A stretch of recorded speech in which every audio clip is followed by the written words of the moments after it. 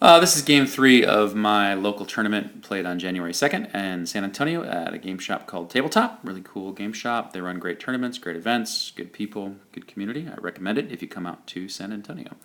This is my third game against the Rats, and I forgot to take initial deployment pictures because it was game 3 and I was tired. This is, I think, after a turn's worth of movement, or maybe a turn or two's worth of movement on my side. I'm going to show you some deployment. The storytelling is going to be a little out of order. For some reason, this app that I'm using took the pictures out of order or saved them out of order. So there's some things that happen in the game that it'll be a little bit confusing, but hopefully it'll make sense as I go through it. So he's got a whole lot of rats. Rats. He's got 1, 2, 3 hordes of rats and then a horde of big rats. He's got 5 lightning bolt dudes behind that horde of rats there in the front on the left-hand side. On the right-hand side, I'll show you that in a second, he's got a kind of a stack of interesting enemies over there that I have to deal with.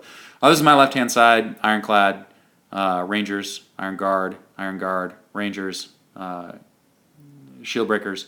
I've got the double organ guns, one of them's guarding the hill, the other one's looking out on the right-hand side. Got my breath weapon, BSB, shoring things up in terms of leadership on the left-hand side. And my king with wings out there in the center. Over here, I've got my Brock Riders and my Brock Lord over there. And then he's got this crazy horde of rats in front of a group of about 5 of the flamethrower weapon teams in front of a horde of the big rats over there, which is pretty crazy. And he's got another horde of rats that in the center. You see my Warsmith down there too. And I just wanted to get a picture of that crazy setup. So with my cavalry over there, they're height 2. So his breath weapons, if he gets close enough, could totally be used on my cavalry because they're height 2 and they're behind height 1, and then breath weapons, they don't care about modifiers to hit, so that could be problematic. Anyway, this is just a picture of his left-hand line. He kind of straightened things up and moved up a little bit into the forest. He doesn't feel any need to engage me because rats suck in combat. This is him moving. Those are those lightning bolt dudes kind of coming up. He wants to shoot my king. And that's the other lightning bolt dude.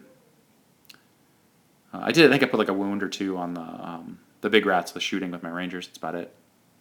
And he smokes my rangers with lightning bolts.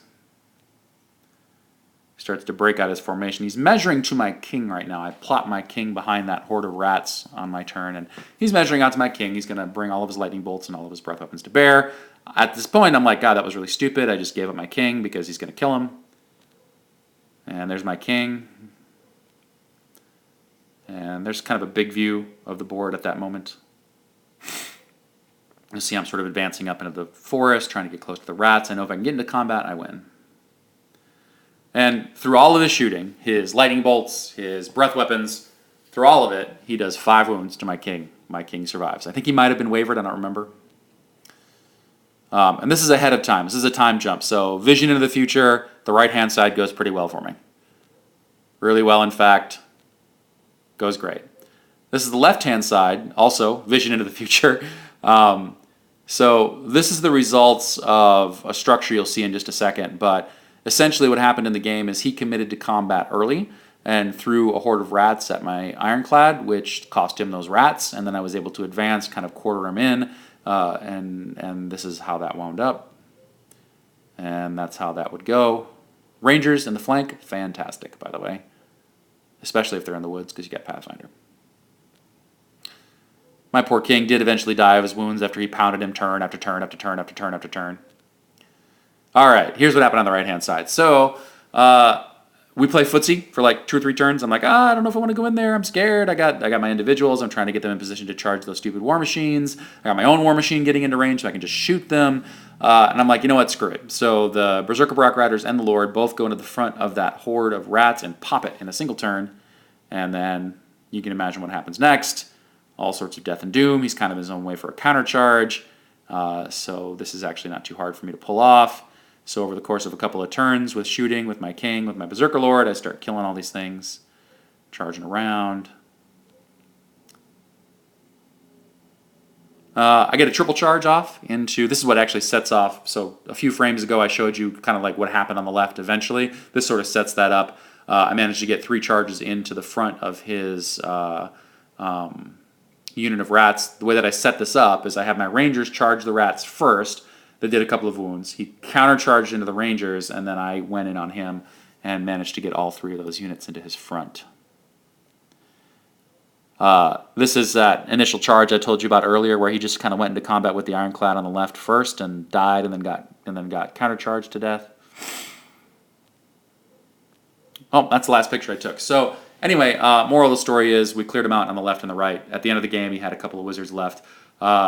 This game was pretty simple, pretty straightforward. The mission was, I think I had to kill him. I think it was a kill mission. I don't remember exactly what the actual scenario was, but I'm pretty sure it was just a kill mission. What I learned from this is that rats really suck in combat, so you may as well go after them if you can. I also learned a couple different things. Defense 6 is pretty rugged, and if you get luck, you can draw a lot of fire. I think he made a big mistake by having his lightning guys go after my king the whole time. I think the lightning guy should have been pounding on these units over here so that he could open up a hole and come in on my left, but he did not. I'm discovering the use of movement 5 troops for dwarves. So rangers can charge out ahead, get into something, and then your guys can come up behind them. If they choose to countercharge the rangers, that's fine. Because the Rangers will either die or not. If they don't die, they're good in combat, 10 attacks, hits on 4s, crushing strength 1. And if they do die, your other 2 units can come in behind them and sweep things up. On the right-hand side, it was once I broke that unit of halberds, it was no problem to work around them. I know I did lose my Berserker Brock Riders. I think I lost them to counter battery fire from the flame cannons. I don't actually remember how he killed them, but he did a bunch of wounds to them and then ran them off. But at that point they'd done their job, and the Brock Lord was capable of breaking down all those different flame cannons, in addition to the assistance with the organ gun. It was victory for the dwarves. Pretty much swept them off the table. I think I am slowly coming to appreciate a couple things about the Dwarven army. I'm going to try some new things next time, possibly with some elementals, but for the most part, ironclad hordes are cheap, efficient, they're tough 5, and they are an excellent sort of center unit for your army. Iron Guard are great. Iron Guard regiments are fantastic, and I want to start experimenting with some Iron Guard troops, because hitting on 3s and crushing strength 1 with a defensive 5 is a lot like the ogre troops that you find, or the ogre guys that you find, and that's actually pretty good. That will make them a good flanking sort of detachment for a bigger unit. Also an opportunity to use the great weapons with Longbeard's great weapons that I have getting painted up. Berserker Brock Riders are amazing. Berserker Brock Lords they're the best thing in the dwarf list. The Brock Riders and the Brock Lord is the hands down best thing in the list.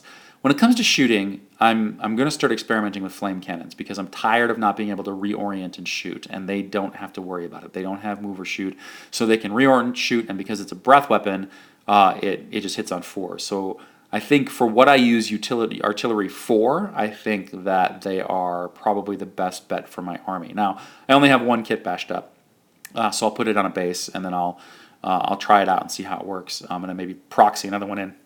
But I'm going to try that instead of the organ guns. The organ guns are really nice for long-range threat, and they're really nice against threatening areas and area denial for cavalry. So I might try a mix. I might try like 1 and 2, 2 flame cannons and an organ gun, something like that. Anyway, I have a hard time putting my organ guns down. They're just too much fun to use.